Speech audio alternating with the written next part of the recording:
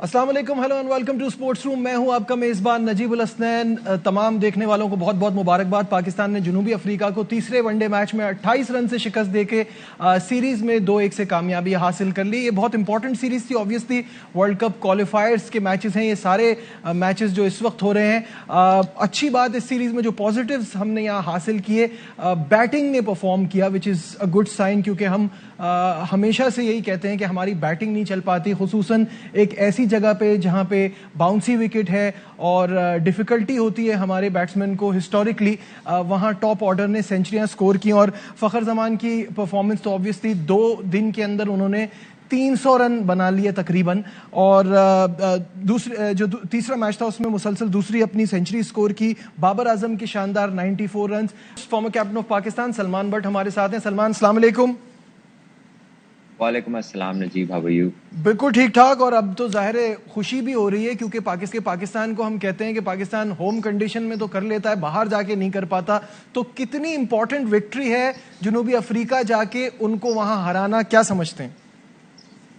देखिए, it always is a confidence booster जब आप बाहर जाके जीतते हैं, specially in a condition like South Africa जहां पे पेस एंड बाउंस है जो हम naturally we don't grow up playing. So exactly. उस लिहाज से, और फिर अगर हम इसको इस कॉन्टेक्स्ट में देखें कि हमारी ओपनिंग में बाबर के अलावा फखर जमान ने जिस तरह की परफॉर्मेंस दिया, इमाम शोड प्रॉमिस अगेन, उसने 250 किए, जो पार्टनरशिप्स हुई, बाबर की अपनी फॉर्म एज कैप्टन, मैच जीतना डिस्पाइट के हमारा मिडिल ऑर्डर भी कोई इतना खास क्लिक नहीं कर रहा और हमारे रोल्स कुछ सेंटर में टीम के ऐसे हैं कि जो डिसाइडेड नहीं है, वो बिल्कुल। कंफ्यूज लगते हैं कौन जाएगा कौन खेलेगा। But despite all that, a series win in these conditions बहुत अच्छी बात है, कॉन्फिडेंस को डेफिनेटली हेल्प करेगा। अच्छा सलमान, ये बताइएगा, बहुत एक बात ये भी चल रही है कि आखिरी मैच में उनके 5 मेन प्लेयर्स नहीं थे, तो वो जीत का थोड़ा सा मजा खराब हुआ है। Do you agree with this, या मतलब आप वो स्टांस रखते हैं कि हमने थोड़ी भेजा था ना, वो खुद गए हैं तो ये उनकी गलती है, there loss? What do you से? देखिए, जीत की खुशी भी है और डेफिनेटली वो होते तो और मजा आता, क्योंकि वो फिर आप एक प्रॉपर टीम के साथ खेलते और उनको हरा के एक और मजा आता। और दूसरी बात भी ठीक है कि अगर वो चले गए तो हमने थोड़ी भेजा है। लेकिन मेरा एक कंसर्न ये है कि ये पाकिस्तान के साथ टू फ्रीक्वेंट होना शुरू हो गया कि पाकिस्तान बिल्कुल। इंग्लैंड जाए तो वो अपने 5 प्लेयर नहीं खिलाते, पाकिस्तान न्यूजीलैंड जाए तो वो ऑफ लेके चले जाते हैं, एक एक दो दो मैच स्किप करता रहता है विलियमसन, कभी कोई दूसरा। अब पहले साउथ अफ्रीका पाकिस्तान आई तो टेस्ट मैच के बाद T20 से पहले उन्होंने सारे मेन प्लेयर्स वापस भेज दिए ऑस्ट्रेलिया सीरीज के लिए, जो हुई नहीं। जो और ही अब नहीं। फिर ये उन्होंने हाँ। इस तरह कर दिया। तो ये पाकिस्तान टीम के साथ कुछ ज्यादा हो रहा है एंड आई थिंक इससे स्टैंडर्ड ऑफ क्रिकेट नीचे जाता है, जिस तरह की फॉर्म में हमारे टॉप प्लेयर्स हैं। तो we would have like to see them play full strength South Africa. ये वो बेचारे जीत जाते हैं, उनका कसूर भी कोई नहीं, बाद में लोग कहते रहते हैं देखो जी उनकी तो टीम ही पूरी नहीं, तो ये इनका कसूर भी नहीं है। लेकिन सलमान, ये जीत इसको बदलेगी ना, जब आपका स्टैंडर्ड क्रिकेट का बेहतर होगा तो कोई भी नहीं चाहेगा कि उसके प्लेयर्स फुल स्ट्रेंथ अवेलेबल ना हो। जब हम जीतेंगे तो ये वाली चीज तो चेंज हो ही जाएगी ना। हाँ, बिल्कुल हो जाएगा ऐसा इंशाल्लाह, hopefully. But I think this is something which is you know इसको आप अच्छा नहीं समझ नहीं सकते। समझ मतलब सकते। यू कंसिडर के पाकिस्तान जो है वो कोई निचले दर्जे की टीम है।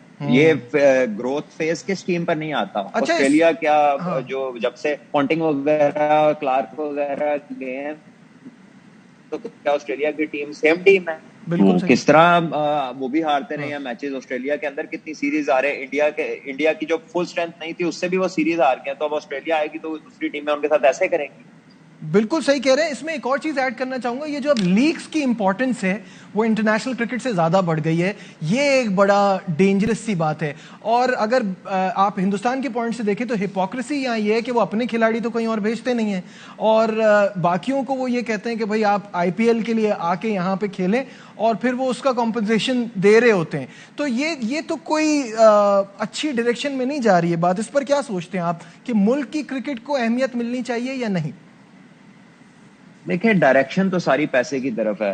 एग्जैक्टली। ये कमर्शियल जो है फैक्टर है, it is the reality, it is the biggest factor. मुल्कों के अपने इंटरेस्ट इस पे बेस्ड होते हैं, तो इंडिविजुअल्स भी तो उन्हीं कंट्रीज का हिस्सा है ना। तो दे डोंट वेरी। इंडिया भी इस टाइम इसलिए इस तरह करता है because they are in charge. Generation revenue की जो 70% है दुनिया क्रिकेट की, वो वहां से है। तो तभी वो ट्रू। मनमानी कर लेते हैं, राइटली सो अपनी अपनी मतलब की तरफ मोड़ लेते हैं वो हर चीज। और हर बंदा जिसके इख्तियार में इस तरह आता है, वो करता है अपनी फेवर में चीजें और जो है बाकी उसको फॉलो करते हैं। भाई देख लें आप, ऑस्ट्रेलियंस, इंडियन, कई मुल्कों की क्रिकेट खत्म हो गई है लेकिन इंडिया क्यों अलाइव है? क्योंकि आईपीएल के अलावा उनके यंगस्टर्स कहीं जाते नहीं है, वो जाने ही नहीं देते। बाकी इतना पे नहीं कर सकते, वो रोक नहीं सकते, तो बिल्कुल वो सही। बैलेंस तो खराब कर रही है चीज। लेकिन साफ सी बात है, ये सब कुछ पैसा डिटरमिन कर रहा है कौन कहाँ जा रहा है। अग्रीड, बिल्कुल सही। अच्छा, coming back to the game, कल के मैच पे और ओवरऑल इस सीरीज में फखर जमान री इन्वेंटेड हिमसेल्फ, क्योंकि बाज लोगों को लग रहा था कि इट्स ओवर फॉर हिम, बहुत क्रिटिसिज्म हो रही थी। आप कैसा देखते हैं कि क्या फखर जमान ने अब उन क्रिटिक्स को चुप करा दिया है, और दूसरा उन्होंने क्या ऐसा डिफरेंट किया है जो वो पिछले कुछ अरसे में नहीं कर पा रहे थे और फेल हो रहे थे? क्रिटिक्स तो जो है ना, वो जब अपने खालिक हकीकी से जा मिलेंगे तभी चुप होंगे। ये तो टाइमली चीजें होती हैं। जब आप अच्छा करते हैं तो ऑब्वियसली लोग चाहते ना चाहते आपकी तारीफ करते हैं। As a professional you face them. और जब आप अच्छा नहीं करते तो फिर आप पे तनकीद भी होती है।